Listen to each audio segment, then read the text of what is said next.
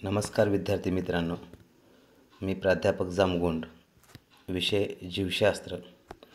इयत्ता 11वीमध्ये आपण यावर्षी एकूण 16 चॅप्टर अभ्यासणार आहोत.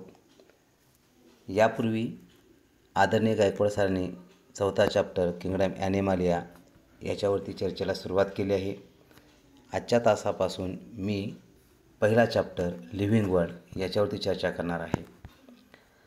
लिव्हिंग वर्ल्ड, सजीवसृष्टी किंवा विश्व सजीवांच्या आपण असं म्हणूया.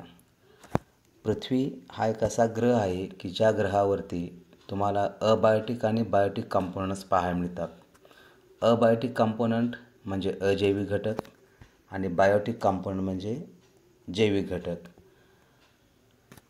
तर हे दोन्हीच्या दोन्ही जे कंपोनंट्स आहेत ते दोन्ही एकमेकांमध्ये इंटरॅक्शन दाखवत असतात. त्यांच्यामध्ये अन्योन्य क्रिया त्या ठिकाणी आपल्याला पाहायला मिळते. मग बायोटिक कंपाऊंड्स म्हणजे काय, ज्याला मराठीमध्ये आपण जैविक घटक म्हणतो, म्हणजेच सजीव. आपल्या सभोवताली असणाऱ्या सर्व सजीवांना आपण बायोटिक कंपोनंट्स आपण असं म्हणूया. त्याच्यानंतर या सजीवांना आपण सजीवच का म्हणायचं. The question is why do we call them living and how do they differ from non living. मग हे सजीव निर्जीवापासून किंवा जैविक घटकापासून कसे वेगळे आहेत, हा भाग पाहण्यासाठी सजीवांची काही गुणवैशिष्ट्ये आपल्याला अभ्यासाची आहेत. ते बेसिक प्रिन्सिपल्स ऑफ लाईफ या हेडिंगखाली ते दिलेले आहेत. आता सजीवांचे मूलभूत घटक कुठले आहेत की ज्यांना ज्या गुणधर्मामुळे तुम्ही त्या ठिकाणी त्यांना सजीव म्हणू शकता, तर त्याचे काही प्रॉपर्टीज दिलेले आहेत. बेसिक प्रिन्सिपल्स ऑफ लाईफ त्यातला पहिला जो पॉईंट आहे तो अतिशय महत्त्वाचा आहे. तो आहे मेटाबॉलिझम. मेटाबॉलिझम म्हणजे काय, हा भाग त्या ठिकाणी महत्त्वाचा आहे. दुसरी सजीवांची जी प्रॉपर्टी आहे ते म्हणजे ग्रोथ अँड डेव्हलपमेंट. तिसरी जी महत्त्वाची प्रॉपर्टी आहे ती म्हणजे रिप्रोडक्शन.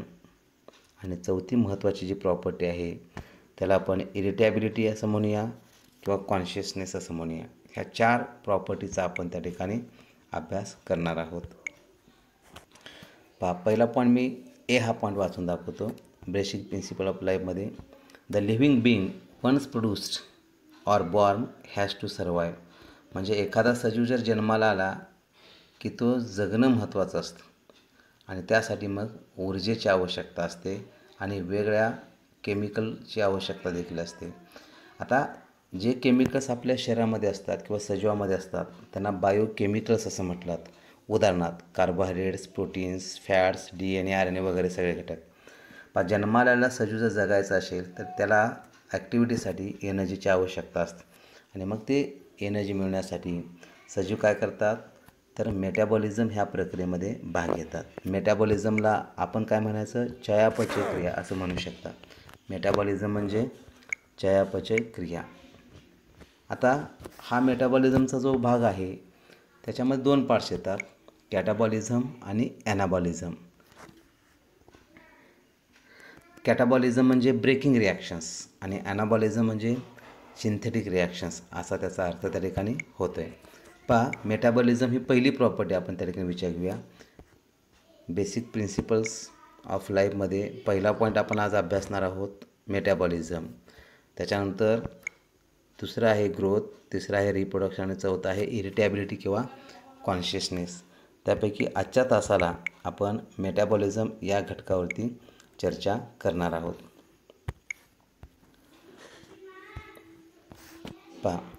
मेटाबॉलिझम याला मराठीमध्ये आपण चयापचय क्रिया असं म्हणूया. त्याचे 2 प्रकार पडतात, ॲनाबॉलिझम आणि कॅटाबॉलिझम. ॲनाबॉलिझम आणि कॅटाबॉलिझम, ॲनाबॉलिझमला आपण चयक्रिया असं म्हणूया आणि कॅटाबॉलिझमला अपचयक्रिया असं म्हटलं. आता मुळात मेटाबॉलिझम हा जो शब्द आहे तो ब्रॉड टर्मने त्या ठिकाणी वापरला. हा भाग बघायच्या अगोदर एक डे टू डे लाईफमधील आपण एक उदाहरण घेऊया. आपल्याला जर समजा एक भिंत जर बांधायची असेल तर त्या भिंतीसाठी लहान जे घटक असतात त्या म्हणजे ब्रिक्स म्हणजे विटा असतात. म्हणजे वॉल जर आपल्याला बांधायचं असेल, भिंत जर बांधायची असेल तर त्यासाठी लहान युनिट आपण कुठलं वापरणं सांगा, ब्रिक्स किंवा त्याला आपण वीट किंवा विटा आपण असं म्हणूया, वीट. तर ह्या ज्या विटा असतात ते एकमेकावरती रचल्यानंतर भिंत तयार होते. म्हणजे लहान घटकापासून जेव्हा आपण मोठा घटक तयार करतो तेव्हा बायोलॉजिकल वर्ल्डमध्ये त्याला ॲनाबॉलिक प्रोसेस म्हटलं जातं. कन्स्ट्रक्टिव्ह प्रोसेस किंवा सिंथेटिक रिॲक्शन्स तुम्ही म्हणू शकता. लहान लहान युनिट एकमेकांना जॉईन झाले की त्यांच्यापासून मोठा युनिट तयार होत असेल तर त्याला सिंथेटिक प्रोसेस किंवा कन्स्ट्रक्टिव्ह प्रोसेस म्हणू शकता. त्यालाच बायोलॉजिकल वर्ल्डमध्ये ॲनाबॉलिझम किंवा ॲनाबॉलिक प्रोसेस म्हटलं. या उलट भिंत फोडून जर आपण विटा वेगळ्या केल्या तर त्या प्रक्रियेला कॅटाबॉलिक प्रोसेस असं म्हणू शकता बायोलॉजिकल वर्ल्डमध्ये. म्हणजेच मोठ्या युनिटचं ब्रेकिंग करून त्याचे लहान लहान युनिटमध्ये रूपांतर करणं याला आपण कॅटाबॉलिझम किंवा कॅटाबॉलिक प्रोसेस म्हणूया. ब्रेकिंग रिॲक्शन्स किंवा डिस्ट्रक्टिव्ह रिॲक्शन्स असं म्हटलं. आपल्या शरीरामध्ये किंवा पेशीमध्ये किंवा वनस्पतीमध्ये एकाच वेळेस हजारो रिॲक्शन्स त्या ठिकाणी घडत असतात. त्यातील काही ॲनाबॉलिक रिॲक्शन्स आहेत म्हणजे सिंथेटिक रिॲक्शन्स असतात, तर काही रिॲक्शन जे आहे ते कॅटाबॉलिक रिॲक्शन्स असतात म्हणजे ब्रेकिंग रिॲक्शन्स असतात. ह्या सगळ्यांची गोळाबेरीज म्हणजे मेटाबॉलिझम आहे. म्हणून मेटाबॉलिझम हा जो टर्म आहे तो जनरल टर्म त्या ठिकाणी वापरला. एक उदाहरण घेऊ आपण. आपल्याला माहिती आहे प्रथिने म्हणजे प्रोटीन्स तयार होण्यासाठी जे लहान युनिट्स वापरले जातात त्यांना आपण अमिनो ॲसिड्स असं म्हणतो. मग हे अमिनो ॲसिड जे आहेत ते अमिनो ॲसिड्स प्रोटीनसाठी लहान युनिट्स असणार आहेत. अमिनो ॲसिड जे आहे ते प्रोटीनसाठी काय झाले सांगा, लहान युनिट्स असतील. मग हे अमिनो ॲसिड्स या डायग्राममध्ये इथे मी नंबरिंग दिलेत पहा. नंबर 1, 2, 3, 4 असे 4 अमिनो ॲसिड्स आहेत, ते लहान युनिट्स आहेत. जेव्हा हे सगळे अमिनो ॲसिड्स एकमेकांना जोडले जातात एका विशिष्ट बॉन्डने, पेप्टाइड बॉन्ड त्यांच्यामध्ये असतं, तेव्हा त्या अमिनो ॲसिडपासून जो मोठा मॉलिक्यूल तयार होणार आहे त्याला प्रोटीन असं म्हटलं. त्याला काय शब्द वापरायचा, प्रोटीन. म्हणजे अमिनो ॲसिड्सपासून प्रोटीन तयार होतात. अमिनो ॲसिड हा स्मॉल मॉलिक्यूल आहे आणि प्रोटीन कसा लार्ज मॉलिक्यूल आहे. स्मॉलर मॉलिक्यूलपासून लार्जर मॉलिक्यूल जर तयार होत असेल तर अशा रिॲक्शन्सला आपण ॲनाबॉलिझम किंवा ॲनाबॉलिक रिॲक्शन्स असं म्हणूया. या उलट कॅटाबॉलिझममध्ये डिस्ट्रक्टिव्ह रिॲक्शन्स त्या ठिकाणी पाहायला मिळतात म्हणजे ब्रेकिंग रिॲक्शन्स आहेत. आता तेच उदाहरण आपण घेऊया. जो प्रोटीन मॉलिक्यूल तयार झालेला आहे त्या प्रोटीन मॉलिक्यूलचं ब्रेकिंग होतं म्हणजे पेप्टाइड बॉन्ड्स ब्रेक होतात आणि त्यापासून त्याचे लहान युनिट्स अमिनो ॲसिड्स सुट्टे होतात. त्या प्रक्रियेला आपण कॅटाबॉलिझम किंवा कॅटाबॉलिक प्रोसेस असं म्हणूया किंवा त्याला डिस्ट्रक्टिव्ह रिॲक्शन्स, ब्रेकिंग रिॲक्शन्स असंही म्हटलं. तर या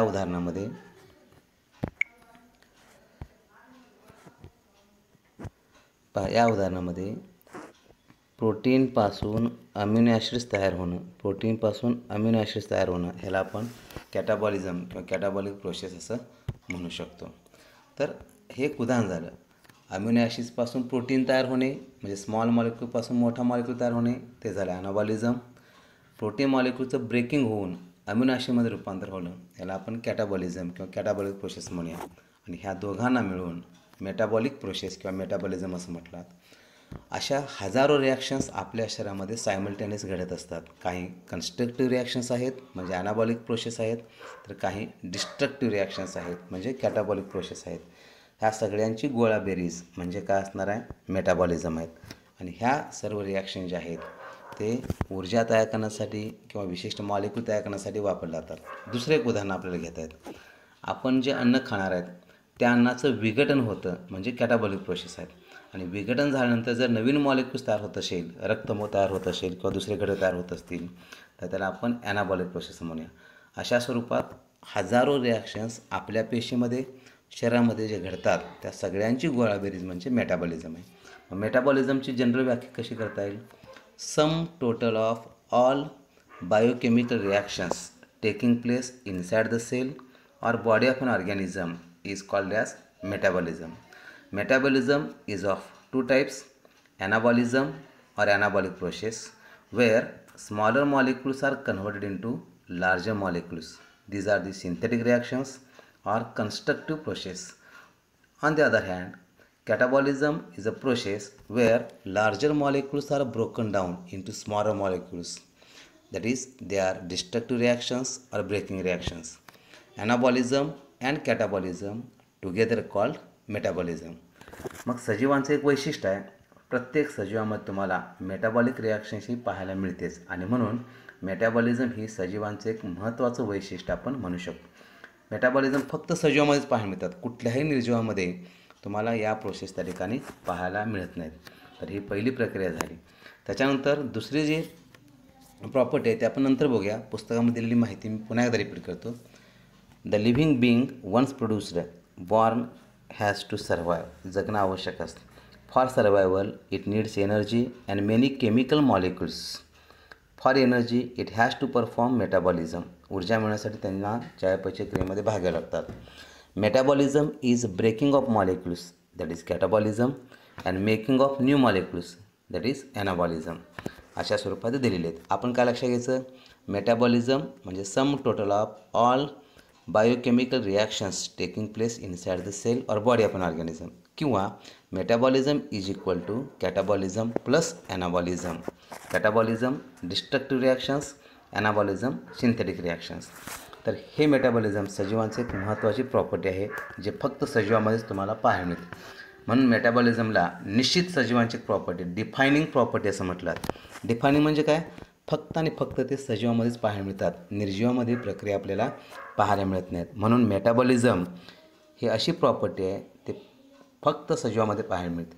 म्हणून सजीवांचीच हे वैशिष्ट्य आहे आपण असं म्हणूया. त्याच्यानंतर दुसरी जी प्रॉपर्टी आपण बघणार आहे ती आहे ग्रोथ अँड डेव्हलपमेंट, वाढ आणि विकास. पहा, आता मी पहिल्यांदा पॉईंट वाचून दाखवतो आणि मग हा पॉईंट मी इलॅबोरेट करतो. बी आणि सी पॉईंट हे ग्रोथ अँड डेव्हलपमेंटच्या संदर्भात आहेत. फ्रॉम बर्थ ऑनवर्ड्स म्हणजे एखादा सजीव जन्माला आला की तिथून पुढं काय होतं पहा, organism show tendency of growth and development. वाढ आणि विकास व्हायला सुरुवात होते. सजीवांची वाढ आणि त्यासोबत विकास ह्या प्रक्रिया आपोआपच घडत असतात. This growth is a well orchestrated process म्हटले. आता ऑर्केस्ट्रेड याचा अर्थ काय घ्यायचा, लयबद्ध असणे. ऑर्केस्ट्रा लक्षात येईल तुम्हाला, म्हणजे वेल ऑर्केस्ट्रेट किंवा त्याला तुम्ही वेल ऑर्गनाइज्ड प्रोसेस म्हणू शकता. सुसंगतपणा त्या ठिकाणी पाहायला मिळतं. उदाहरणार्थ, आपल्या वाढीची अवस्था जेव्हा आपण विचार घेतो ना, म्हणजे बाल्यावस्था, कुमारावस्था, नंतर किशोरावस्था, तरुणावस्था, प्रौढावस्था आणि वृद्धावस्था, ह्या वाढीच्या अवस्था जशा सिक्वेन्शियल असतात तसंच त्या ठिकाणी वाढ आणि विकास हे सुसंगतपणे त्या ठिकाणी पाहायला मिळतात. त्याच्यानंतर पुढचा point, you might have observed sand mounts. Mount म्हणजे टेकडी, म्हणजे वाळूच्या टेकडी. बोल्डर्स, मोठे खडे जे असतात त्यांना बोल्डर्स म्हटलं. तर boulders grow etcetera. This growth is not from within and hence these are not living beings. आता इथे एक पॉईंट काय लक्षात घ्यायचा, वाढ ही जी घटक आहे, सजीवांची वाढ आपण असं म्हणत असतो, सजीवांची प्रॉपर्टी आहे. पण फक्त ती सजीवांची प्रॉपर्टी आहे का, तर तसं नाही. निर्जीवामध्ये देखील तुम्हाला ग्रोथ पाहायला मिळते.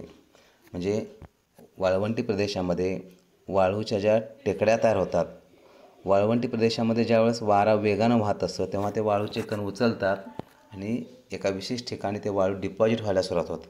त्यामुळे वाळूचे त्या ठिकाणी मोल्ड्स तयार व्हायला सुरुवात होतात. म्हणजे समजा हा जर भाग आपण असा विचार घेतला तर हे वाळूचे जे कण आहेत ते वाऱ्यामार्फत आणले की अशा स्वरूपात त्या ठिकाणी अशा टेकडी जे आहेत ते वाढायला सुरुवात होतात.